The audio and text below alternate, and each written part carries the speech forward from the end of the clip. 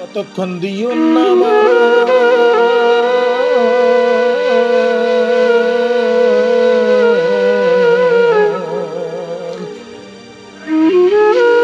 ওই আল্লাহ তোমার কাছে মিনতি যাই করিয়া।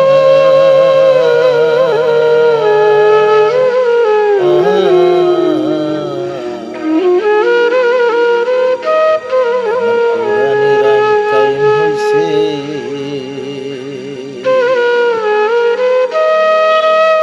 একবার যেন যাইতে পারি দেখিয়া।